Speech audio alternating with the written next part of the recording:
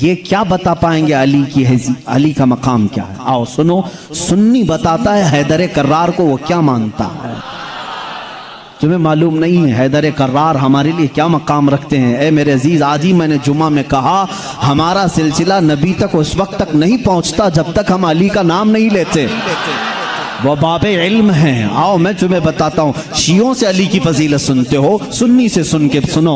मौला अली करमल्लाह वजहुल करीम को हम वो मानते हैं कि अली खुद ऐलान करते हैं मैं उस वक्त तक दूसरा सजदा नहीं करता जब तक पहले सजदे में अपने रब के जलवे नहीं देखता।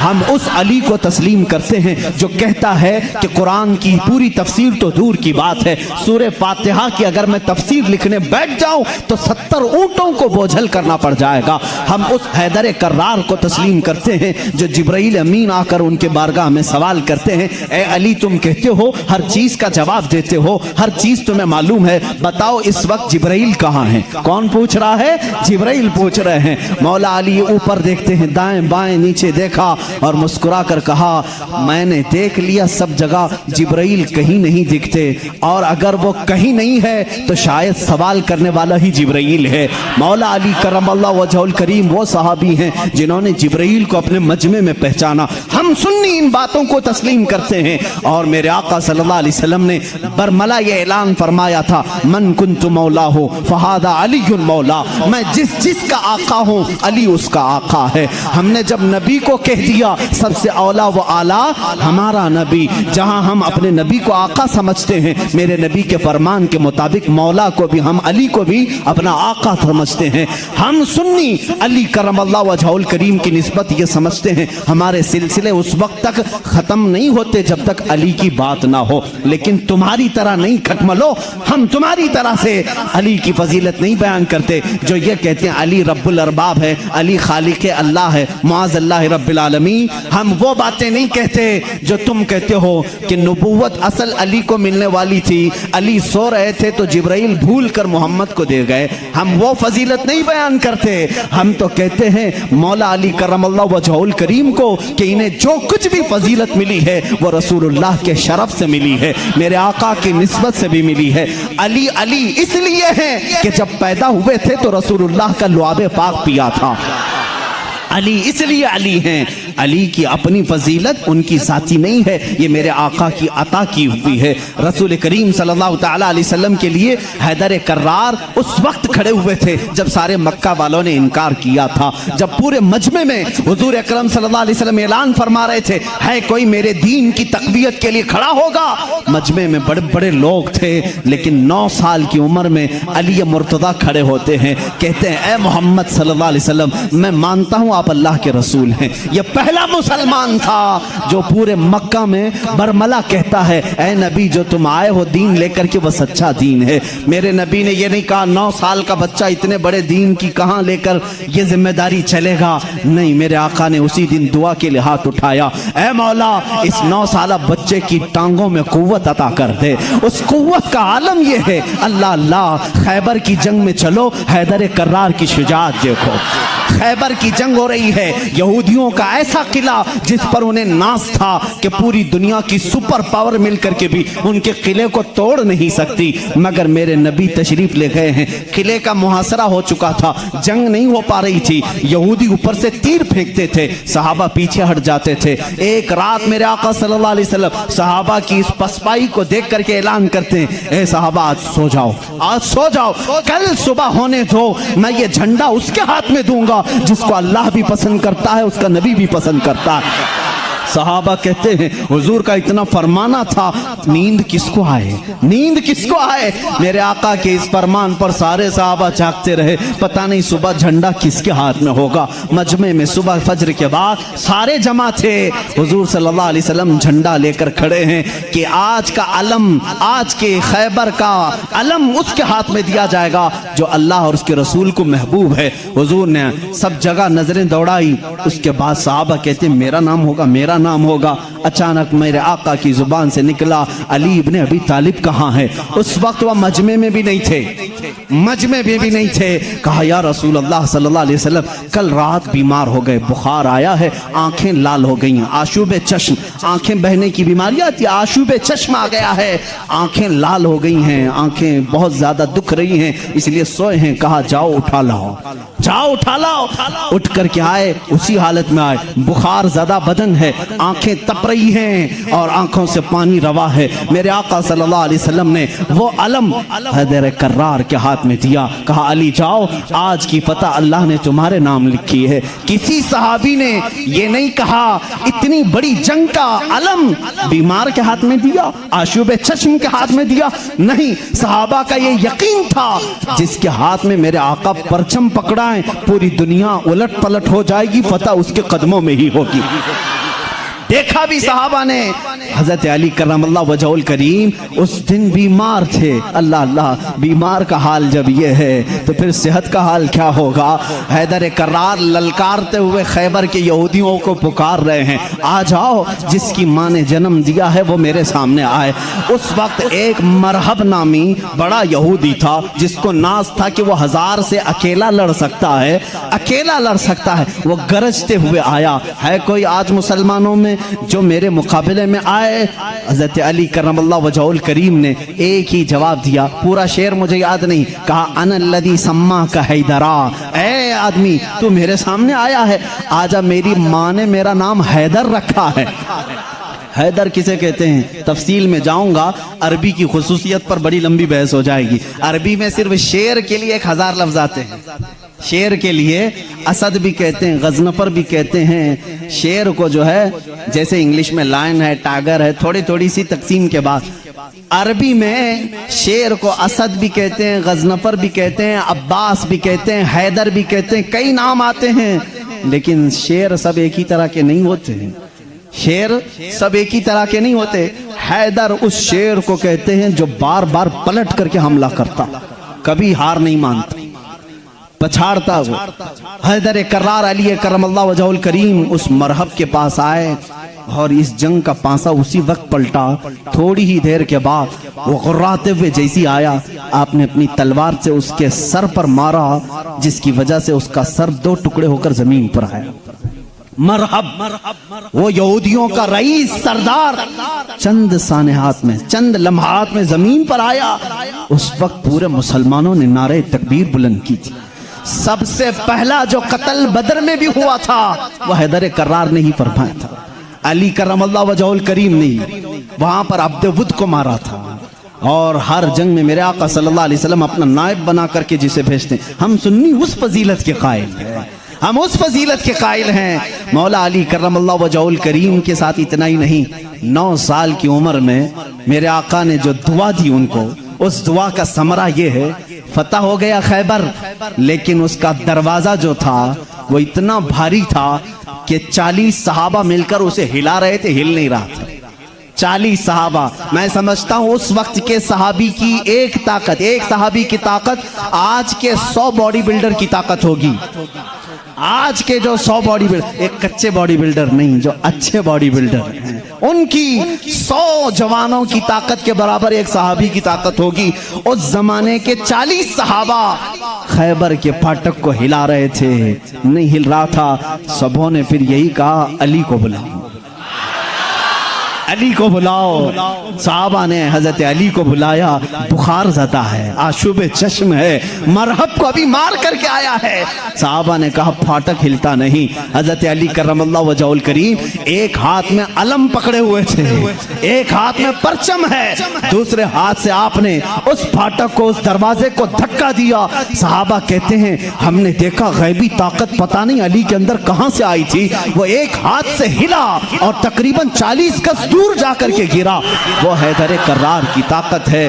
खैबर के इस किले को फतह करने में यह सहरा अली के नाम पर जाता है। इसीलिए आज भी हम कहते हैं फातह खैबर हैदर कर्रार। सुन्नी उस फजीलत के कायल हैं। हम तो कहते हैं ला फतह इल्ला अली, ला सैफा इल्ला जुल्फ़ जुल्फ़िकार, कुव्वत परवरदिगार, कुव्वत यज़दां, शेर यज़दां, कुव्वत परवरदिगार, ला फता इल्ला अली, ला सैफ इल्ला जुल्फ़िकार। यानी हम उस अली को मानते हैं जिसके पास कुव्वत थी तो वो अल्लाह की दी हुई कुव्वत थी। अगर नौजवान का जिक्र आए कभी तो हम जवान किसको कहते हैं? सिर्फ उछल कूद करने वाले को नहीं, हकीकत में अरबी में जवान कहते हैं अली जैसा हो। हकीकत में जवान का लफ्ज फिट बैठता है किस पर? हैदर कर्रार पर। जानते हो उस वक्त उम्र क्या थी होगी उनकी? उम्र क्या थी? नौजवानों को अपनी झोली में झांकना चाहिए, मेरे लिए भी, सबके लिए भी। अली करमल्लाहु वजहुल करीम की उम्र उस वक्त सिर्फ 26 साल की थी। हैदर कर्रार का वो मकाम देखो जहां कुव्वत और ताकत इस मकाम को पहुंची हुई है। नौजवानों, कभी उस अली से पूछा आपने ये ताकत आई कहां से आपको? ये कुव्वत कैसे आई? ये वो नहीं है जो जिम में बनाई हुई बॉडी थी। वो अली इब्ने तालिब काजू बादाम और महंगी ग़िज़ाएं खा करके बनाई हुई जिस्म के मालिक नहीं थे। अली तो वो थे जो दिन भर बागीचे में काम करते थे और शाम को 2 दिरहम तनख्वाह लाते थे। 2 दिरहम तनख्वाह लाते थे। मौला अली करमल्लाहु वजहुल करीम के घर में एक बार सैयदा कायनात फातिमा ज़हरा रज़ियल्लाहु ताला अन्हा की कनीज सैयदा फिज़्ज़ा ने मन्नत मांग ली थी, बच्चे बीमार हैं, सही हो जाएंगे तो हम सब मिलकर के रोजा रखेंगे। 3 रोजे रखने की मन्नत मांगी थी, बच्चे सही हो गए, हसनैन करीमैन सही हो गए, तो अब मन्नत पूरी करनी थी, रोजा रखे। रोजे में इफ्तार क्या करें? हजरत अली रज़ियल्लाहु ताला अन्हु आटा लेकर के आए, 5 रोटियां बनी। कितनी? 5। घर में भी 5 ही लोग थे, हजरत अली, हजरत फातिमा, हसनैन करीमैन और फिज़्ज़ा कनीज। 5 रोटियां बनी, लेकिन इफ्तारी के लिए बैठे थे। उसी वक्त एक बाहर से किसी फकीर ने आवाज दी, मिस्कीन हूं, मुझे कोई खिला दे। सैयदा कायनात ने वो 5 रोटियां झोली में डाल दी, पानी पी करके इफ्तार किया, पानी पी करके इफ्तार किया। मन्नत का और भी एक रोजा था, 2 रोजे और थे, दूसरे दिन रोजा रखे। रोजे के आलम में हजरत अली रज़ियल्लाहु ताला अन्हु फिर काम के लिए चले गए बागीचे में, 2 दिरहम लेकर के फिर आटा लेकर के आए। आज दफ्तर खान पर दूसरे दिन का रोजा क्या होता होगा?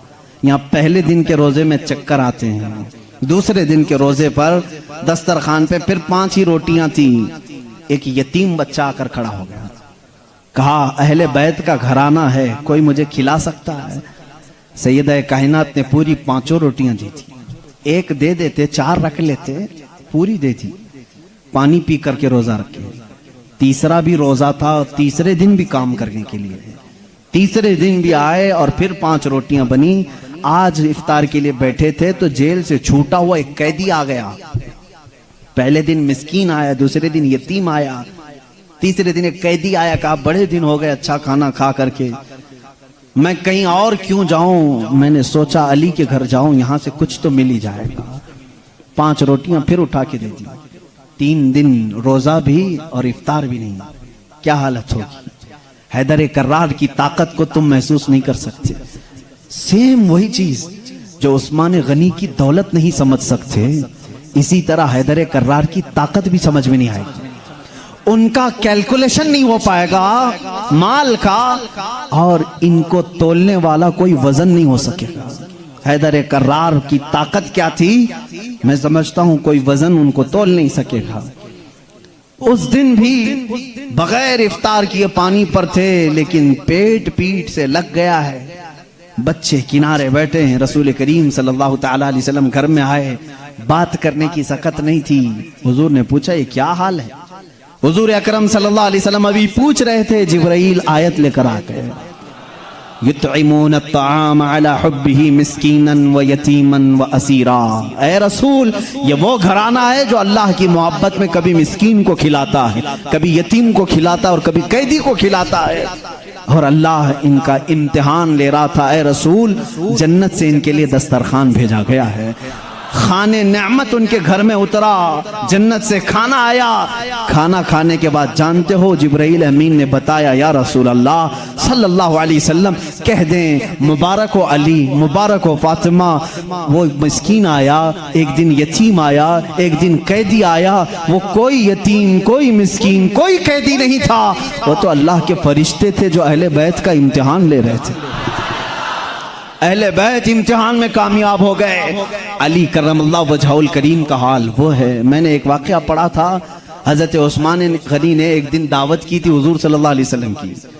ये मैंने अपने अरबी अहादीस में नहीं पढ़ा, उर्दू की किताबों में मिलता है। मैं इस रिवायत की तस्हीह और तज़ईफ से बहस नहीं करता, लेकिन बात पते की है। हजरत उस्मान गनी रज़ियल्लाहु ताला अन्हु हुजूर को बुलाया अपने घर सहाबा के साथ खाने के लिए, लेकिन पीछे चलते चलते हजरत उस्मान गनी हुजूर सल्लल्लाहु अलैहि वसल्लम के कदम गिनते जा रहे थे, कदम गिनते जा रहे थे। तो हुजूर सल्लल्लाहु अलैहि वसल्लम जब घर के करीब पहुंचे तो पूछा, उस्मान मेरे घर तक कदम क्यों गिनते आए?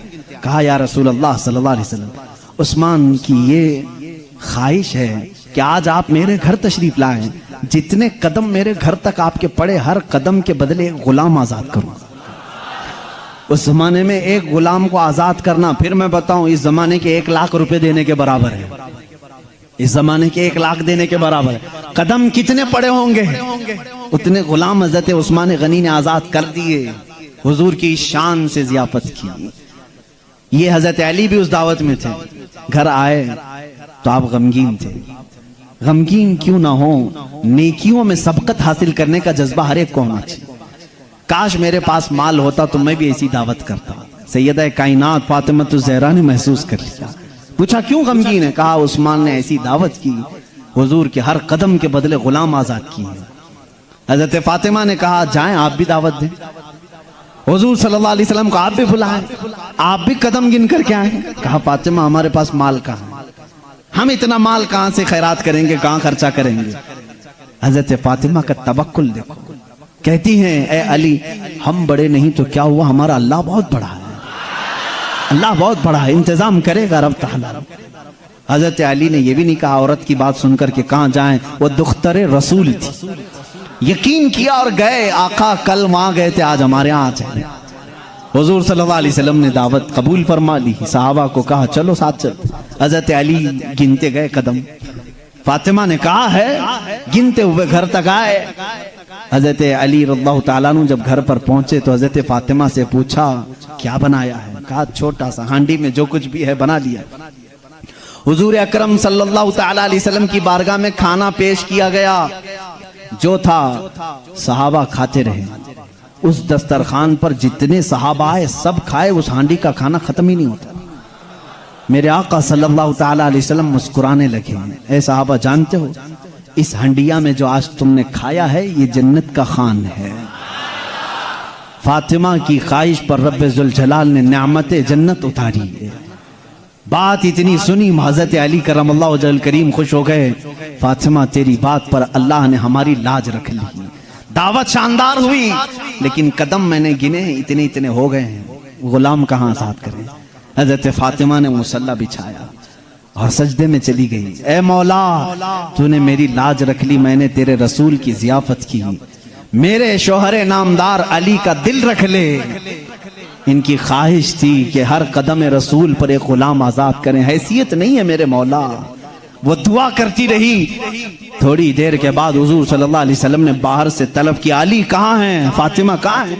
अंदर से आए सहाबा थे। हुजूर सल्लल्लाहु अलैहि वसल्लम मुस्कुराने लगे। कहा, जिब्राइल आए थे, अभी मुझे ये सलाम सुना करके कहा है, रब ताला फरमाता है बशारत दे दो जाकर रसूल को।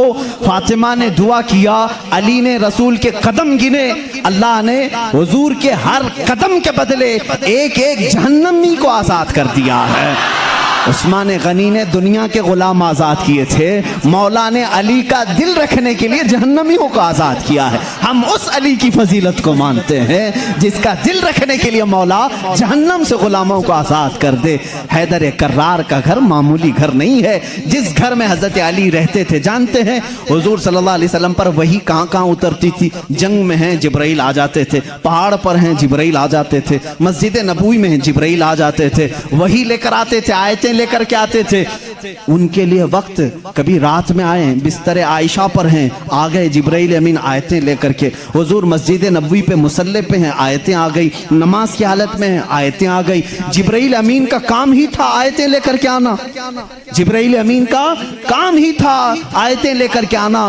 23 साल तक पता नहीं कितनी मर्तबा जिब्राइल आए, लेकिन एक एक्सेप्शन आपको मैं ये भी बता दूं, हुजूर सैयदुल अंबिया सल्लल्लाहु अलैहि वसल्लम जहां भी हैं, जिब्राइल वक्त हुआ, अल्लाह का हुक्म हुआ, कुरान की आयतें लेकर के आए। लेकिन उस वक्त जब रसूल करीम सल्लल्लाहु अलैहि वसल्लम फातिमा के घर में होते, अगर अपनी बेटी के घर में होते, हैदर कर्रार के घर में होते, और अगर आयतें लानी होती, जो जिब्राइल जंगों में आए, पहाड़ों पे आए, मस्जिदों में आए, मुसल्ले पे आए, फातिमा के घर की चौखट पर खड़े हो जाते थे और अंदर से आवाज लगाते, या रसूल अल्लाह, अपनी दुख्तर से कह दें, पूछ लें जिब्राइल को अगर आने की इजाजत हो तो आ जाए, आयतें लेकर के आए। इसीलिए बिरादर आला हजरत फाजिल बरेलवी इमाम ज़मान ने कहा है, बेइजाजत उनके घर में जिब्राइल आते नहीं, बेइजाजत उनके घर में जिब्राइल आते नहीं। कद्र वाले जानते हैं इज्जो शान अहले बैत।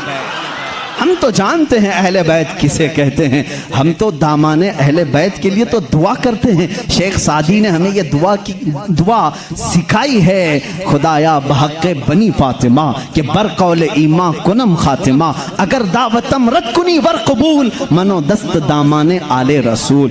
आज भी मालूम है आपको, एक दुआ हुजूर ताजुल शरिया रहमतुल्लाह तआला अलैह अपने शहजादे को लिखवा करके गए, और वो दुआ आज सबको दी भी गई है, नहीं दी गई है तो जमात रज़ाए मुस्तफ़ा के जो मुतारिक अराकीन धारवाड़ में भी थे, उन्होंने पंफलेट बांट करके सबको शाया किया। सुन्नी कौन होते हैं वो सुनो पहले, हमें तुम ताना देते हो कि अहले बैत से मोहब्बत नहीं करते। आओ हमारे घर की चौखट पर आज भी लिखा हुआ है, ली खमसतुन उतफी बिहा हर्रल वबा इल हातिमा, ली खमसतुन उतफी बिहा हर्रल वबा इल हातिमा, अल मुस्तफ़ा वल मुर्तदा वबनाहुमा वल फातिमा। यह अरबी का शेर है जिसका तर्जुमा मैं बताता हूं। कोरोना वायरस फैला है, कोरोना वायरस फैला है, लोग परेशान हैं, लेकिन बरेली की सरजमीन से जो वजीफा दिया जा रहा है, ये वजीफा के चौखटों पर लगा लो ऐ सुन्नी मुसलमानों, ली खमसतुन उतफी बिहा हर्रल वबा इल हातिमा, मेरे पास 5 ताकतें हैं। इस शेर का मतलब क्या है, मेरे पास 5 ताकतें हैं, जिन ताकतों से मैं हर दुनिया की बुरी गर्मी और वबा को दूर करूंगा, हर बुराई को मैं दूर करूंगा। वो 5 ताकतें क्या हैं, अल मुस्तफ़ा वल मुर्तज़ा वबनाहुमा वल फातिमा। एक नबी करीम की ज़ात है, दूसरे हैदर कर्रार की ज़ात है, तीसरे और चौथे उनके शहजादों की ज़ात है, और 5वें नंबर पर फातिमा की ज़ात है। हम हैं जो पंजतन पाक को मानते भी हैं, हाँ ये जो चाहते हैं वैसी मोहब्बत हम नहीं कर पाएंगे। तुम अगर कहोगे काली पट्टियां बांधना पड़ेगा, काले कपड़े पहनना पड़ेगा, जंजीर मारना पड़ेगा, तलवार से कूटना पड़ेगा, माथा पीटना पड़ेगा, हम ऐसी मोहब्बत नहीं। हम सरे आम गमे हुसैन का नीलाम नहीं करते, हम जिंदा जावेद का मातम नहीं करते। अरे मातम वो करे जो हुसैन को मुर्दा समझे, हम तो कुरान की आयतों से हुसैन को अपने मजमे में जिंदा समझते हैं, हम जिंदा समझते हैं। हम अली के घराने से जो मोहब्बत करते हैं उस पर जरा बराबर भी कोई ताना ना मारे। और एक बात याद रखें ऐ सुन्नियों, कभी कोई तुम्हें ताना मारे तो सर्टिफिकेट देने वाला ये होता कौन है? हमें अहले बैत की मोहब्बत की सर्टिफिकेट इनसे क्या चाहिए जिनके खदो खाल सही नहीं, जिनके अमाल सही नहीं। अरे ये वो लोग आज हमसे पूछ रहे हैं हुसैन की मोहब्बत में तुम जुलूस क्यों नहीं निकालते, मुहर्रम के पंजे क्यों नहीं उठाते। तुम हमसे मोहब्बत पूछोगे, तुम अपनी आखिरत की फिक्र करो। तुम्हें पेशाब करने का सलीका नहीं मालूम, तुम अहले बैत की मोहब्बत की सनद हमसे पूछ रहे हो। हम अहले बैत की मोहब्बत करते हैं लेकिन तमाशा नहीं करते, हम सिर्फ मोहब्बत इसलिए करते हैं कि कयामत के दिन हमको सर्टिफिकेट तुमसे नहीं शहीद करबला से चाहिए।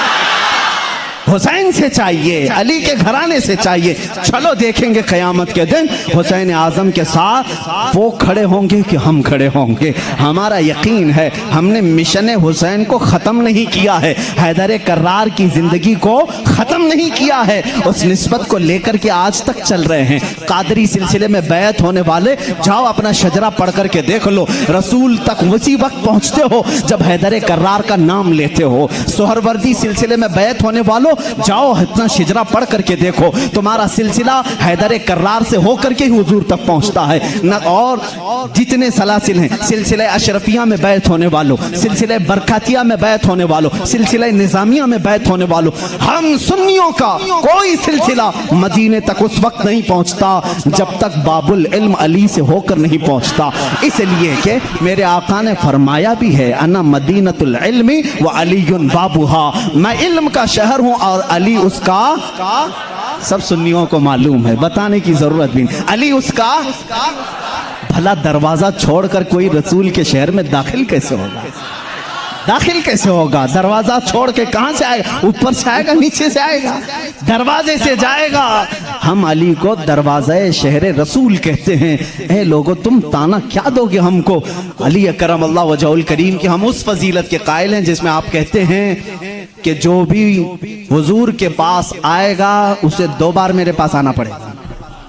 हज़रत अली ने दावा किया था नबी की जिंदगी में ही, जो नबी के पास 1 बार आए वो मेरे पास 2 बार आएगा।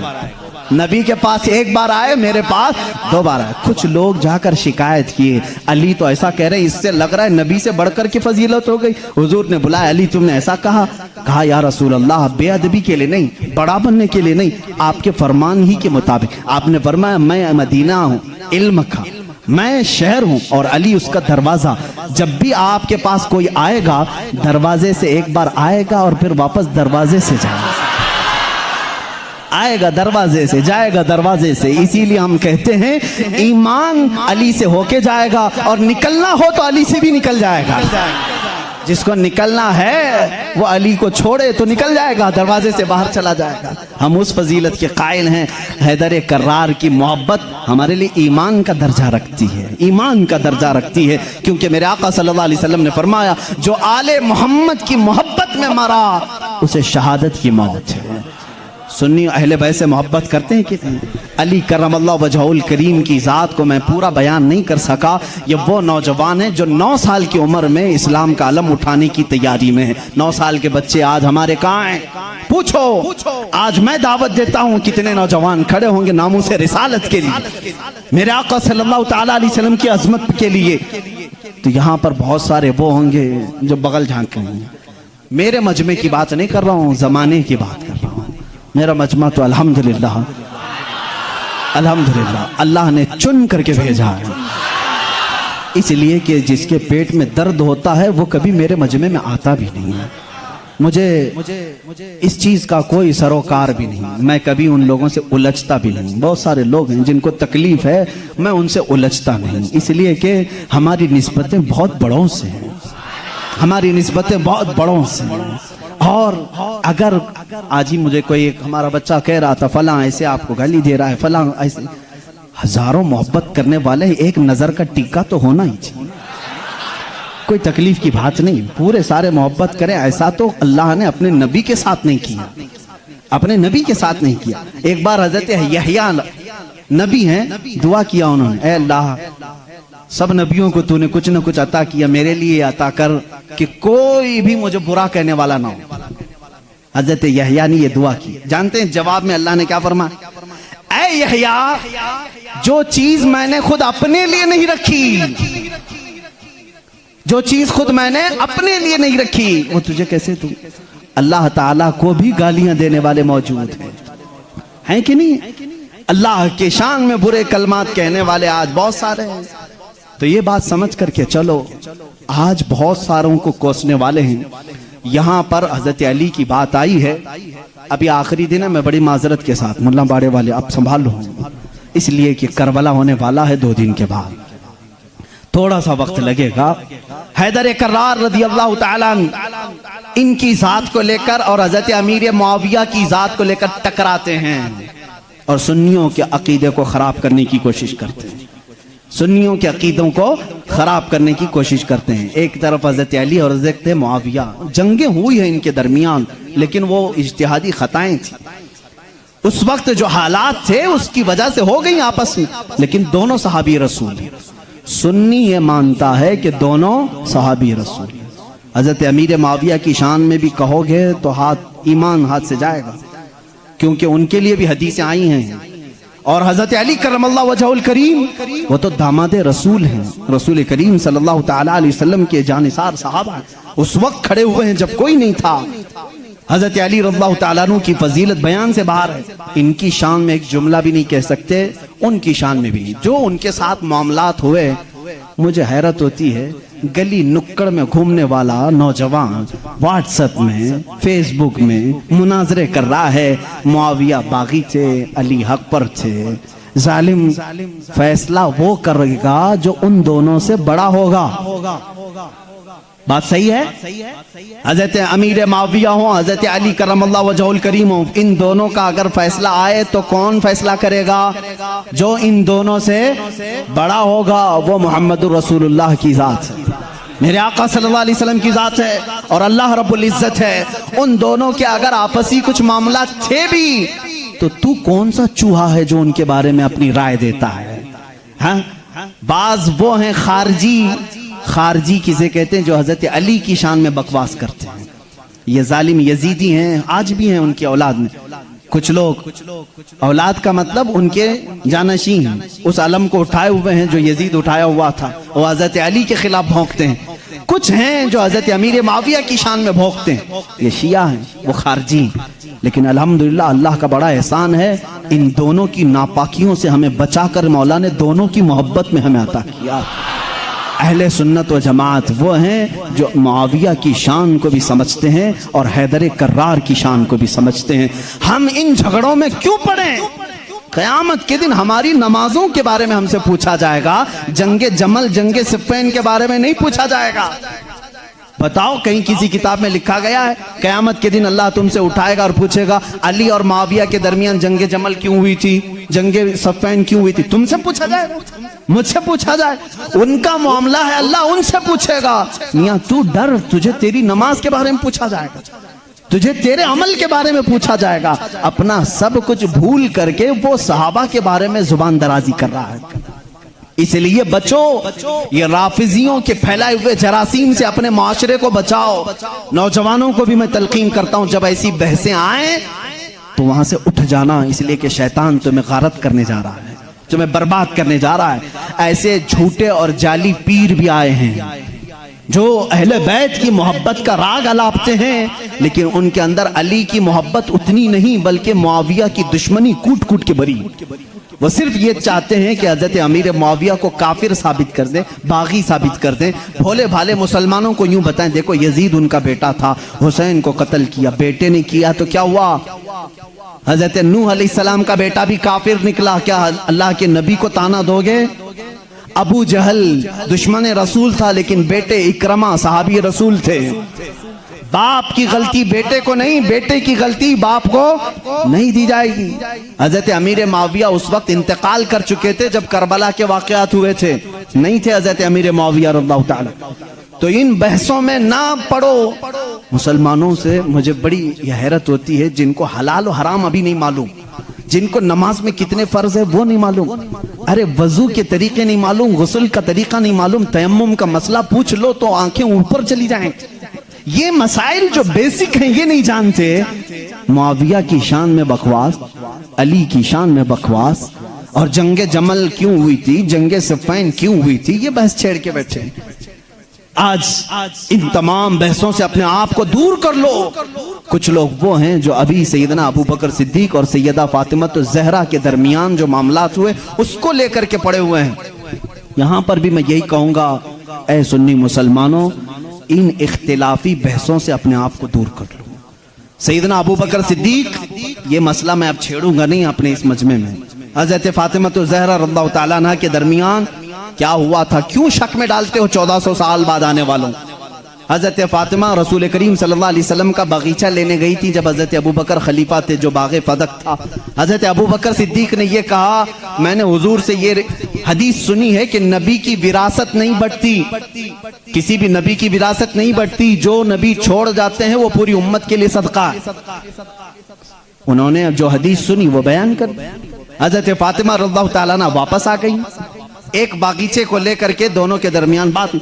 शिया आप जब बयान करते हैं सुनना मत, मैं इजाजत नहीं दूंगा उनकी तकारीर सुनने की, क्योंकि भोले मुसलमान कभी भी बहक जाते, लेकिन जो मैं सुना हूं रो रो करके बयान करते हैं लोगों के दरमियान। फातिमा ज़हरा सिद्दीक़ अकबर के पास गई, उनके चेहरे पर तमाचे मारे हैं, उनकी चादर खींच ली, सारे कुरैश की औरतों ने उन्हें पत्थर मारे, वो रोती हुई घर में आई और इसी गम में इंतकाल कर गई।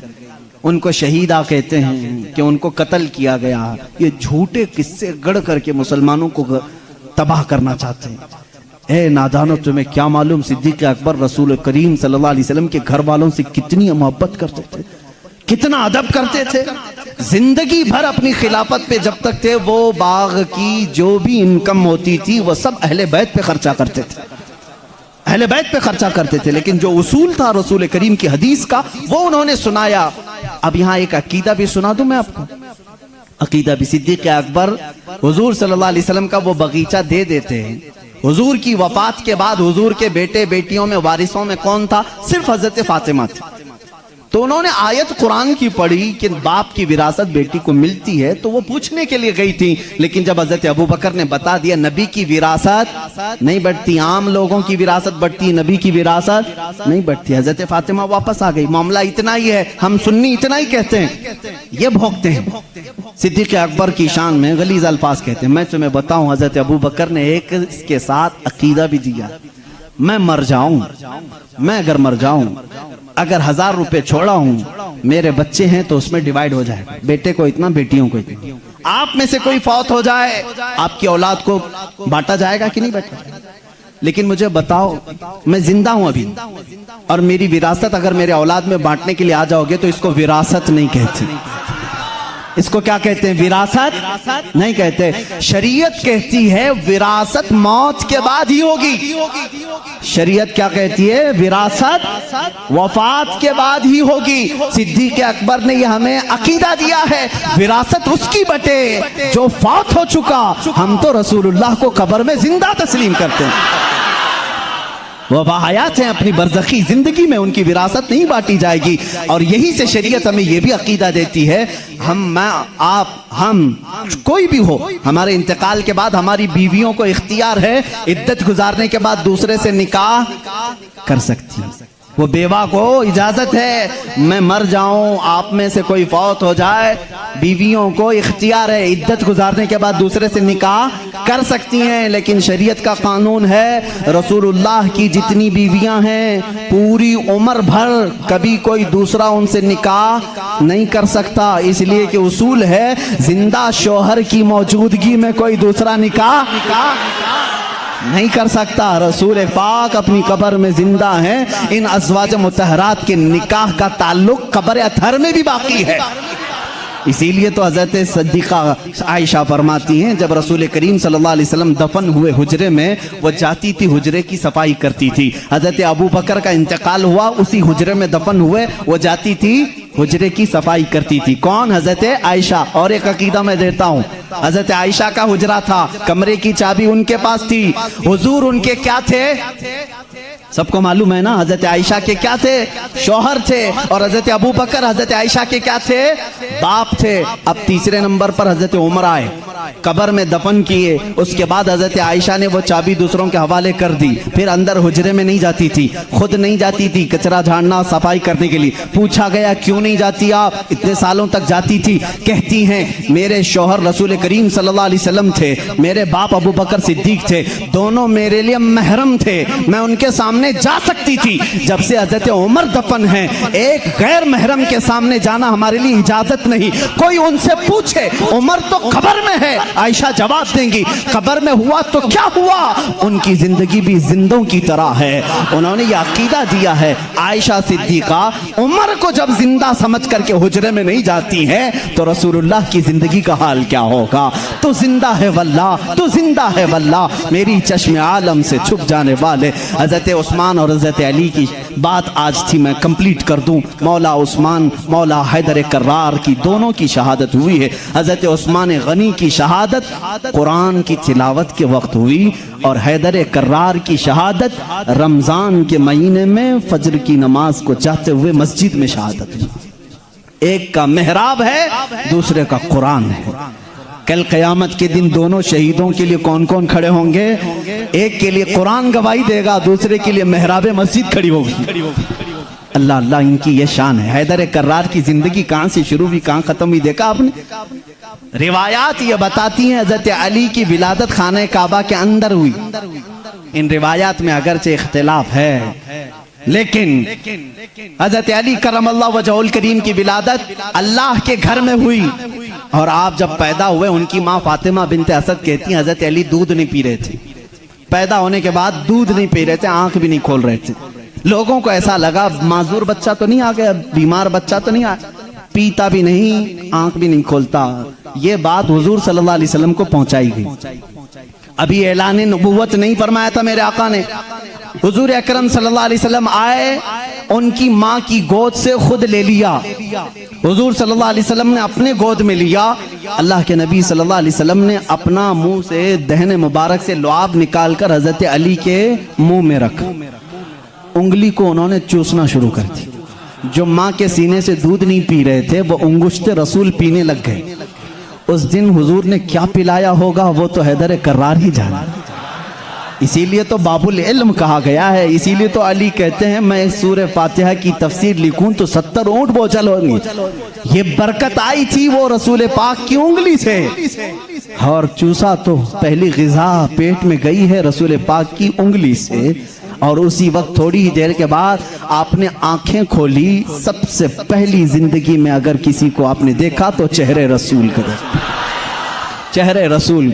उसकी फजीलत हम क्या बयान करें। जो काबे में पैदा हुआ, पहली ग़िज़ा हुजूर की उंगुश्ते मुबारक चूसा, और उसके बाद देखा भी जिंदगी में तो पहले चेहरे रसूल देखा। इब्तिदा जिसने जिंदगी की यहाँ से की है उसके मकाम को कौन पहचान सकता है, कौन जान सकता है। इसीलिए मेरे अजीजों, जब जिंदगी का खात्मा होना है, खात्मा होना है, रमजान का महीना है, रोज़ों के दिन हैं, और फजर के वक्त हजरत अली करमल्लाहु वजहुल करीम मस्जिद में आ चुके हैं, मस्जिद में आ चुके हैं। जाहिर सी बात है फजर का वक्त हुआ होगा तो रोजा भी होंगे, रोजा भी होंगे, नमाज का वक्त होगा।